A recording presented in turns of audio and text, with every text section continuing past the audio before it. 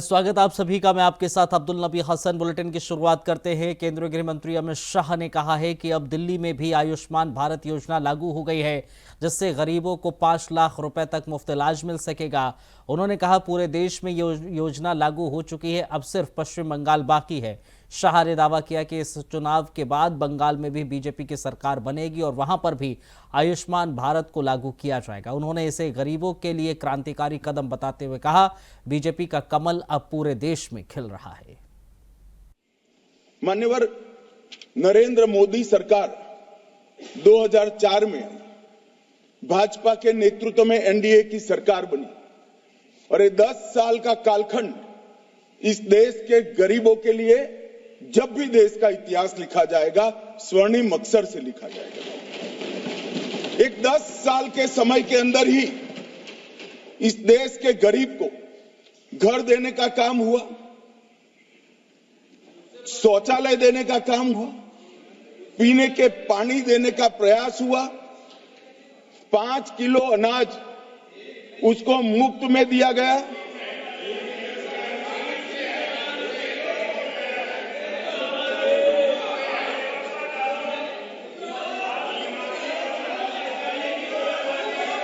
मान्यवर, इनको सुनना है तो मैं जवाब देने के लिए तैयार, तो दीजिए। मान्यवर, इनको घर में गैस देने का काम हुआ, 5 लाख तक का दवाइयों का पूरा खर्च माफ कर दिया गया और मान्यवर उनके घर में बिजली भी पहुंचाई। अब आप लोग कह रहे 10 ही साल में हुआ। शौचालय की संख्या भी आपके 75 साल से कई गुना ज्यादा है। घर बनाने की संख्या भी आपके 75 साल से कई गुना ज्यादा है और मान्यवर उसकी दवाई का कोई व्यवस्था नहीं था। आज देश के हर गरीब को, दिल्ली में भी कमल खिल गया, दिल्ली बाकी था वहां पर भी आयुष्मान भारत आ गया। मान्यवर, आज देश के हर गरीब को 5 लाख तक का खर्चे का चिंता नहीं करना। सिर्फ बंगाल बचा है दादा, ये चुनाव के बाद वहां पर भी कमल खिलेगा और वहां पर भी आयुष्मान भारत आ जाएगा। मान्यवर, मैं नहीं भूल गया, घर में बिजली मिल गई, घर में पानी मिल गया, घर में शौचालय मिल गया, घर के ऊपर सोलर पैनल लगने लगा, इसको 5 लाख तक का बीमा मिल गया, 5 किलो अनाज मुफ्त मिल गया। अब गरीब को ये सब मिल तो गया, मगर इसके सामने एक बहुत बड़ी समस्या आ गई। समस्या ये आई मान्यवर कि पहले इसका पूरा जीवन, पीढ़ियों तक 365 दिन जिन चीजों के लिए जाता था, वो सारी चीजें मोदी जी ने 10 साल में समाप्त कर दी। अब वो क्या करे, उसके लिए तो कोई काम ही नहीं बचा। अब वो गरीब को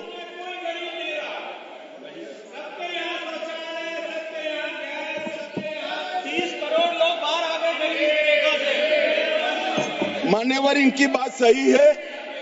ये भौतिक संपदा की जो बात कर रहे हैं, देश में ढेर सारे लोगों को ये मिला है, मगर विचारों का दारिद्र्य आज भी खलास नहीं हुआ है। अभी मेरे सामने बैठा है, वैचारिक रूप का दारिद्र्य का नरेंद्र भाई के पास ही इलाज नहीं है। मान्यवर, ये विचारों की जो गरीबी है, इसको तो हम कैसे मिटा सकते हैं?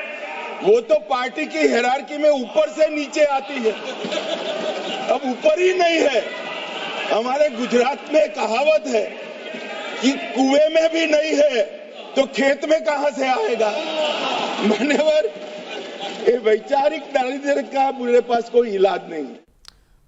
उत्तर प्रदेश में योगी सरकार के 8 साल पूरा होने के मौके पर आगरा में आयोजित जनपदीय विकास उत्सव में मुख्यमंत्री योगी आदित्यनाथ ने शिरकत की। इस दौरान सीएम योगी आदित्यनाथ ने प्रदेश सरकार की सेवा, सुरक्षा और सुशासन की नीति के तहत राज्य में हुए विकास कार्यों को जनता के सामने रखा।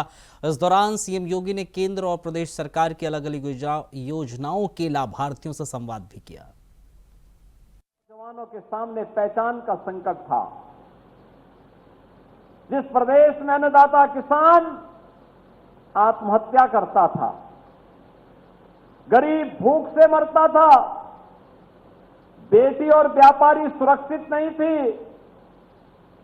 हर पर्व और त्योहार के पहले लोगों के मन में आशंका घिर जाती थी कि पता नहीं इस बार कहां दंगाई दंगा कर देंगे पर्व और त्योहार तो खराब होगा ही, घर और गृहस्थी न जाने किस किस की उजड़ती है, ये आशंका घर करके पूरी पर्व और त्योहार के उत्साह को ठंडा कर देती थी। बहनों और भाइयों, नौजवानों को नौकरी नहीं मिलती थी और जो प्रदेश के बाहर जाता था उसके सामने पहचान का संकट था। ऐसी स्थिति में प्रदेश के अंदर विकास के कार्य ठप पड़े थे। आगरा के अंदर तो मैं समझ सकता हूं कि टीटीजेड के नाते यहां पर विकास के कार्यों के लिए हमें माननीय उच्चतम न्यायालय पर निर्भर रहना पड़ता है। तब भी डबल इंजन की सरकार ने आगरा के विकास के लिए कदम बढ़ाए, लेकिन अन्य राज्यों में तो कोई अन्य जनपदों में तो कोई टीटीजेड नहीं था। मान्यता थी जहां से सड़कों पर गड्ढे प्रारंभ हो जाए, उत्तर प्रदेश, जहां पे साइकिल होते ही अंधेरा प्रारंभ हो जाए, मान लो उत्तर प्रदेश, हर तीसरे दिन जहां दंगों की दंगे सुनाई दे रहे हो, आगजनी हो रही हो, दंगों के कारण कर्फ्यू लगा हो, समझ लो उत्तर प्रदेश। जहां व्यापारी पलायन कर रहा हो, मान लो उत्तर प्रदेश। बहनों और भाइयों, ये पहचान का संकट खड़ा करने वाले लोग कौन थे? ये वही लोग थे जो आज झूठ का पुलिंदा लेकर के फिर अनलगल प्रलाप करते हैं। आपने देखा होगा, उत्तर प्रदेश के गौरव से जुड़ा हुआ कोई भी कार्य हो, ये लोग पहले नकारात्मक टिप्पणी करने लगते हैं। याद करिए, जब कोविड कालखंड में हम लोग प्रधानमंत्री मोदी जी के नेतृत्व में देशवासियों को, प्रधानमंत्री जी और प्रदेश के अंदर मैं और मेरे सहयोगीगण जिले जिले में जाकर के बचाने के कार्यक्रम के साथ जुटे हुए थे, तब ये लोग कोरोना के खिलाफ लड़ने की बजाय सरकार से लड़ रहे थे। तब ये कहते थे टेस्ट मत कराओ, तब ये कहते थे ट्रीटमेंट मत कराओ, तब ये कहते थे वैक्सीन मत लगाओ। फ्री में टेस्ट, फ्री में ट्रीटमेंट, फ्री में वैक्सीन और फ्री में राशन, ये डबल इंजन की ही सरकार ने जनता जनार्दन को कोविड कालखंड में दिया था। ये विपक्ष में बैठे हुए लोग केवल आलोचना करके इस पूरे अभियान को फेल करने के लिए एड़ी चोटी लगाई थी, अफवाह फैलाते थे। याद करिए, जब अयोध्या में 500 वर्षों के बाद राम जन्मभूमि पर रामलला के विराजमान का तिथि तय हुई, तब भी इन्होंने विरोध किया। इन्हें आमंत्रण दिया गया, आमंत्रण की बात तो दूर, इन्होंने तमाम प्रकार का दुष्प्रचार किया। पूरी दुनिया अभिभूत थी कि अयोध्या में रामलला विराजमान हो रहे हैं, लेकिन कांग्रेस और समाजवादी पार्टी उत्साह की बजाय इन लोगों के घरों में सन्नाटा छाया हुआ था।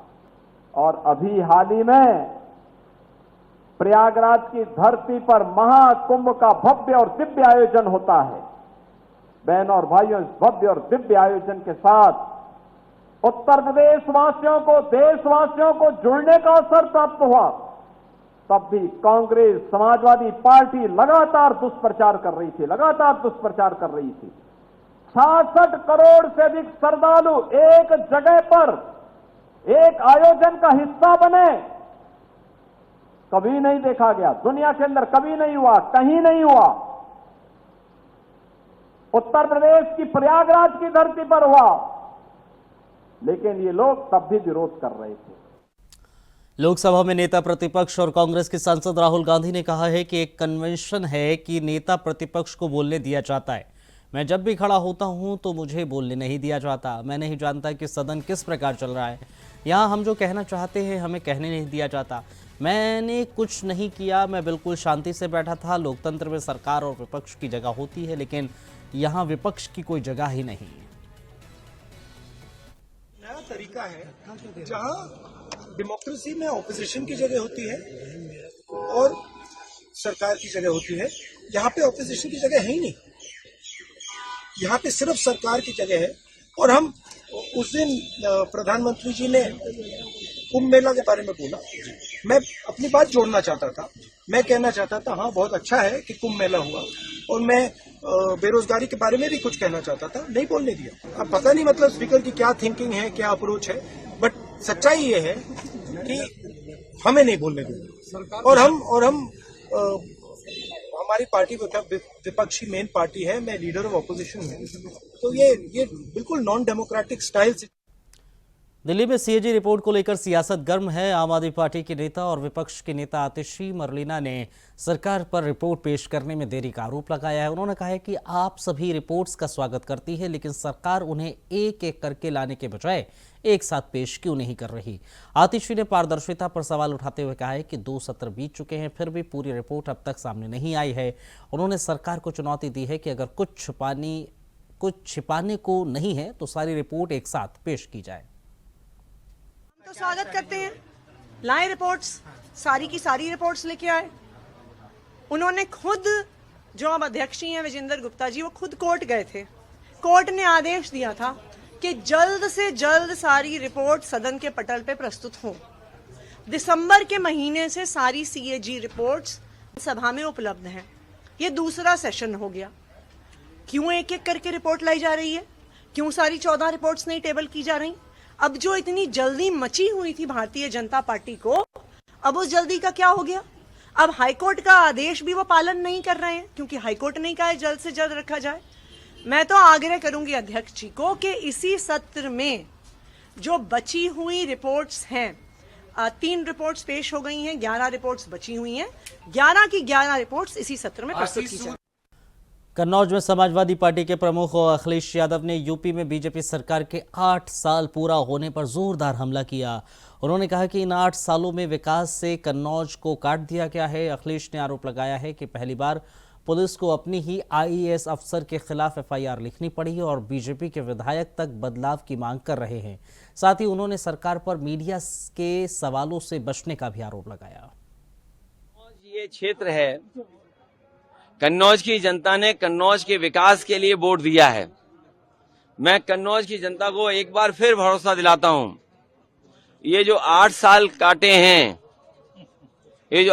काटे हैं, इसने विकास से कन्नौज को काट दिया।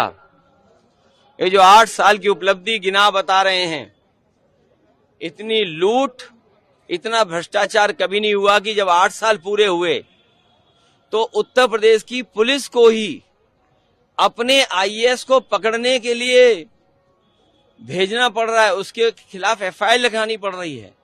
ये देश के पहला इतिहास होगा जहां सरकार अपनी उपलब्धि और विकास की खुशी मना रही हो, वहीं एक आईएएस अधिकारी अंडरग्राउंड हो गया हो। और पहली सरकार है जिसके विधायक खुल के कह रहे हैं हमें बदलाव चाहिए। और एक विधायक तो जो बिल्कुल दिल्ली के करीब हैं, वो कह रहे हैं कि अगर अधिकारियों ने माँ का दूध नहीं कुछ और बताया उन्होंने कि दूध पिया हो, क्योंकि हमारे जो आम जनभाषा में यही कुछ इस तरह की बात रहती है। अब मुझे नहीं समझ में आ रहा कि वो विधायक किस तरह की चेतावनी दे रहे थे। लेकिन सोचिए, एक विधायक ये आरोप लगा रहे हो कि भ्रष्टाचार है, बेईमानी है। दूसरा विधायक और आगे जा रहा है, वो कह रहा है कि हमारे बाबा जी को अब जरूरत नहीं उत्तर प्रदेश की, उन्हें यहां से तो उत्तर प्रदेश से भेज देना चाहिए। तो सोचिए, विधायक ही ये बात कह रहे हैं। और एक विधायक का मैंने अभी वीडियो सुना है बस्ती के, वो कह रहे थे कि इतना भ्रष्टाचार पुलिस का कभी नहीं देखा जितना उन्हें देखने को मिल रहा है। लूट मची हुई सरकार में, सोचिए, तहसील थाने की लूट, जिससे आम जनता को तकलीफ और परेशानी है। इसलिए जो 8 साल का नारा दे रहे हैं, इनके सामने इतने सवाल हैं जिसका वो जवाब नहीं देना चाहते हैं, तभी प्रेस के लोगों से बात ही नहीं करते हैं। प्रेस के लोग सवाल पूछना चाहें तो प्रेस के किसी भी सवाल का सरकार जवाब नहीं देना चाहती है। वक्त एक छोटे से ब्रेक का है, बने रहिए हमारे साथ। ब्रेक के बाद बहुत स्वागत आप सभी का। कुछ और अहम खबरों पर डालते हैं नजर। रायपुर में कांग्रेस प्रदेश अध्यक्ष दीपक बैज ने पूर्व मुख्यमंत्री भूपेश बघेल पर सीबीआई की कार्रवाई को लेकर बीजेपी पर जमकर हमला बोला है। उन्होंने कहा है कि पहले ईडी ने छापेमारी की लेकिन कुछ नहीं मिला, अब सीबीआई नया एपिसोड शुरू कर रही है। कांग्रेस सरकार की इस कार्रवाई को बदले की राजनीति बता रही है, इसके खिलाफ लड़ाई लड़ने की बात कह रही है। बैज ने सरकार से सवाल किया है कि महादेव सट्टा ऐप आज तक क्यों नहीं बंद हुआ। उन्होंने इसे बीजेपी सरकार की दोहरी नीति बताया। अभी उनके यहाँ ईडी का रेड होता है, रेड होने के बाद कुछ नहीं मिलता वहां, आज तक एक समन जारी नहीं हुआ, जबकि पूर्व मुख्यमंत्री भूपेश बघेल जी ने उस रेड में भी कहा कि हम हर तरह से सहयोग करने को तैयार है, जब भी सम्मन आएगा जरूर उपस्थित होकर जाएंगे। लेकिन आज तक एक सम्मन नहीं, आज तक एक पूछताछ नहीं। उसके बाद सीबीआई कोर्ट ने एक मामले में उन्हें बरी कर दिया गया। उसके बाद अब सुनाई मारा है कि सीबीआई ऊपर से गुड़की मिलने के बाद फिर सीबीआई उस केस को फिर स्टैंड करना चाह रही है। 15 दिन पहले ईडी का रेड होता और 15 दिन के बाद फिर सीबीआई का एंट्री हो जाता है। आखिर क्यों, हम पूछना चाहते हैं इस सरकार से, डबल इंजन की सरकार से, कि ईडी का एपिसोड खत्म हुआ, सीबीआई का एपिसोड आ गया, अब अगला एपिसोड कौन से आने वाला है? क्या ईओडब्ल्यू का आएगा, क्या आईटी का आएगा, या एनआईए का आएगा? मैं पूछना चाहता हूं इस सरकार से, क्या छत्तीसगढ़ की राजनीति को बदनाम करने के हैसियत से राजनीति किया जा रहा है?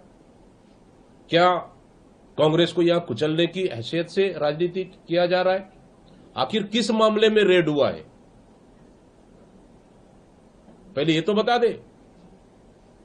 क्योंकि हर तरफ से सेंट्रल एजेंसियां, केंद्र सरकार जिस तरफ से भारतीय जनता पार्टी सरकार दुरुपयोग कर रही है, कहीं न कहीं मुंह के बल से गिरी हुई है।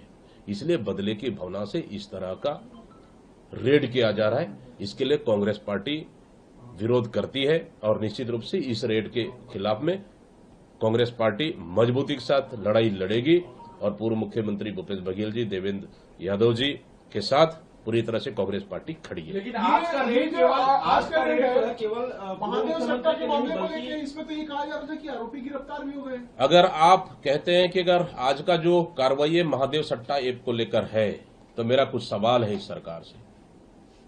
महादेव सट्टा ऐप अभी तक क्यों बंद नहीं हुआ? आप तो लगातार विधानसभा चुनाव में महादेव सट्टा ऐप को लेकर प्रधानमंत्री से लेकर एक मंत्री तक, एक संतरी तक बड़े बड़े भाषण देते थे। महादेव सट्टा ऐप बंद क्यों नहीं हुआ आज तक? मैं पूछना चाहता हूं। आज तो आपकी डबल इंजन की सरकार है, राज्य में भी आपकी सरकार है, केंद्र में भी आपकी सरकार है, एक झटके में बंद होना चाहिए, क्यों बंद नहीं हुआ? पहला सवाल। दूसरा सवाल, आप तो बड़ी बड़ी बातें करते थे कि उसका महादेव सट्टा ऐप का मुख्य सरगना सौरभ चंद्राकर दुबई में पकड़ा गया है। तो कहां है सौरभ चंद्राकर? मैं पूछना चाहता हूं, कहां है सौरभ चंद्राकर? गिरफ्तारी हुई, आपने कहा, ये छत्तीसगढ़ की सरकार ने कहा गिरफ्तारी हुई है, तो कहां है सौरभ चंद्राकर? अरे वो तो दुबई में प्रदीप मिश्रा जी के कार्यक्रम में कथा सुन रहे हैं, भजन सुन रहे हैं वहां खुलेआम, तो गिरफ्तारी कहां हुई? इसका मतलब आप छत्तीसगढ़ के प्रदेश को गुमराह करना चाहते हैं, आप छत्तीसगढ़ के प्रदेश की राजनीति को दूषित करना चाहते हैं, आप छत्तीसगढ़ प्रदेश की राजनीति को डराना और धमकाना चाहते हैं। इसका मतलब कि छत्तीसगढ़ में सट्टा ऐप बंद नहीं हुआ, इसका मतलब सट्टा ऐप का पैसा वर्तमान भारतीय जनता पार्टी के सरकार के नेताओं और मुख्यमंत्री से लेकर उनके मंत्री और तमाम नेताओं को जा रहा है। इसका मतलब केंद्र में बैठी हुई भारतीय जनता। समाजवादी पार्टी के प्रमुख अखिलेश यादव ने सपा सांसद रामजीलाल सुमन के आवास के बाहर तोड़फोड़ और पथराव पर कहा है कि हमें इतिहास के पन्नों को नहीं पलटना चाहिए। बीजेपी ने जब भी इतिहास के पन्ने पलटे हैं वो केवल अपने राजनीतिक लाभ के लिए पलटे हैं। आज हम आगे बढ़ने की बात करें, आज रामजीलाल सुमन के साथ जो घटना हुई वो निंदनीय है। एक दलित और वरिष्ठ सांसद के घर पर हमला होना, जब वही मुख्यमंत्री हूं। अखिलेश यादव ने तोड़फोड़ पर प्रतिक्रिया दी है। 23 मार्च को प्रेस के माध्यम से ये कहा था, हालांकि मेरी बात की कोई परवाह क्यों करेगा। इतिहास और इतिहास के पन्ने, चाहे हम हों चाहे भारतीय जनता पार्टी के लोग हों, हम लोगों को किसी को भी इतिहास के पन्ने नहीं पलटना चाहिए, क्योंकि इतिहास में क्या घटना घटी है, हम इतिहास की उन किताबों को पढ़ रहे हैं, उसकी इंटरप्रिटेशन अपने हिसाब से कर रहे हैं। भारतीय जनता पार्टी ने जब भी इतिहास के पन्ने पलटे हैं तो वो पन्ने पलटे जिससे उन्हें पॉलिटिकल लाभ क्या हो सकता है और राजनीतिक लाभ के साथ साथ नफरत किससे फैल सकती है। समाजवादी पार्टी प्रमुख अखिलेश यादव के बयान पर उत्तर प्रदेश के उप मुख्यमंत्री केशव प्रसाद मौर्य ने कड़ा पलटवार किया है। उन्होंने कहा है बीजेपी को अखिलेश यादव की किसी भी सर्टिफिकेट की जरूरत नहीं है। जनता ने हमें लगातार जनादेश दिया है। 2024 में फिर से जनता का आशीर्वाद मिलेगा। मौर्य ने कहा है कि समाजवादी पार्टी अपनी ही कमजोरियों से जूझ रही है, उन्हें पहले अपनी पार्टी को संभालना चाहिए। जी का प्रमाण पत्र नहीं चाहिए भारतीय जनता पार्टी को। हमारे प्रदेश में जो भी काम हो रहा है माननीय प्रधानमंत्री श्री नरेंद्र मोदी जी के मार्गदर्शन में, मुख्यमंत्री योगी आदित्यनाथ जी के नेतृत्व में 8 साल की उपलब्धियों से समाजवादी पार्टी के मुखिया अखिलेश यादव जी सहित सपा के सारे समर्थक, उनके गुंडे, उनके अपराधी, उनके माफिया, उनके दंगाई बेहाल है। सपा अध्यक्ष अखिलेश यादव ने एक्स पर पोस्ट करते हुए कहा है कि हम समता मूलक समाज की स्थापना में विश्वास करते हैं, हर कमजोर व्यक्ति को सम्मान दिलाना चाहते हैं। राणा सांगा के बयान पर सफाई देते हुए उन्होंने लिखा कि हमारा उद्देश्य किसी इतिहास पुरुष का अपमान करना नहीं है। सपा राणा सांगा की वीरता पर सवाल नहीं उठा रही है, बल्कि हमारे सांसद ने एक पक्षीय इतिहास की व्याख्या करने की कोशिश की थी।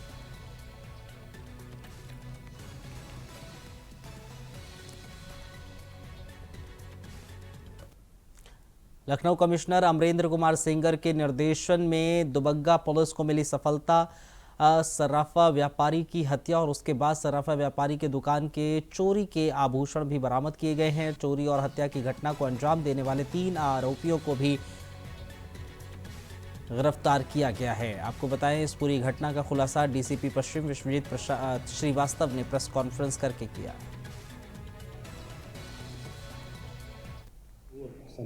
जो थे वो चोरी करते हुए दिखाई दे रहे थे। इस चोरी की खास बात ये थी कि इस चोरी में कोई ताला नहीं तोड़ा गया था, बल्कि दुकान की ही जो चाबी थी ताले की, उसके द्वारा खोला गया था और चोरी की गई थी। इससे ये स्पष्ट था कि कोई ऐसा है जो रूपनारायण सोनी को जानता है। इस बिंदु पर भी जांच जारी थी और जब चोरी करने वाले 3 संदिग्ध पकड़े गए और उनसे पूछताछ कड़ाई से हुई तो उन्होंने पूरी घटना को इकबाल किया और उनके द्वारा बताया गया कि उनकी 2 नाबालिग मौसेरी बहनें हैं जिन्होंने कुछ सामान अपना दिसंबर 24 में रूपनारायण सोनी के यहाँ गिरवी पे रखा था और उसका कुछ पैसा भी उन्हें मिला था और उसके बाद उनको हर महीने कुछ ब्याज चुकता करना था।